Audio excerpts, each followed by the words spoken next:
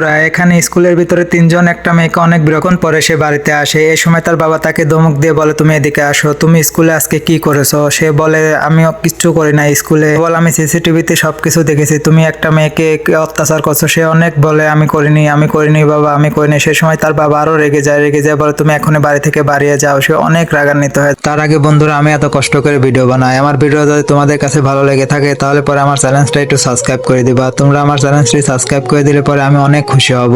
আর বন্ধুরা, আমার ভিডিওতে একটা লাইক করে ভিডিওটা 2-3 বার দেখো, আমার চ্যালেঞ্জটা অনেক ডাউন হয়ে গিয়েছে। আর বন্ধুরা, তুমি তোমার মাকে বেশি ভালোবাসো না তোমার বাবাকে বেশি ভালোবাসো? অবশ্যই কমেন্ট বক্সে তাদের নামটা লিখে যাবা। থেকে না খেয়ে বাড়ি আসার পরে সে অনেক চিন্তা করতে থাকে। পরে অনেক বৃষ্টি শুরু হয়ে যায়, পেটে অনেক ক্ষুধা। সময় তারা দুজন ভাবতে থাকে পেটের গুড়গুড় শব্দ আসে কোথা থেকে। ফিরে দেখে আমাকে স্কুলে যে অত্যাচার করছে সেই মেয়ে। ওখানে এসে বলে, তুমি এরকম ভয় পাচ্ছে কেন? কি হয়েছে তোমার কি অনেক ক্ষুধা লেগেছে? তুমি কি খাবার খাবে? তার হাত ধরে বলে, যে হ্যাঁ, আমার অনেক ক্ষুধা লেগেছে, আমাকে ভুলে গেছে, তুমি আমাকে মাফ করে দাও, আমি তোমার স্কুলে অনেক অত্যাচার করছি, আমাকে তুমি মাফ করে দাও। সে বলে, আমি কিছু মনে করিনি, তুমি তো আমার ফ্রেন্ড। কিছুক্ষণ পরে তার বাবা মা এসে বলে, তুমি এরকম স্কুল রুমে করবা না, সবাই তো তোমার ফ্রেন্ড হয়।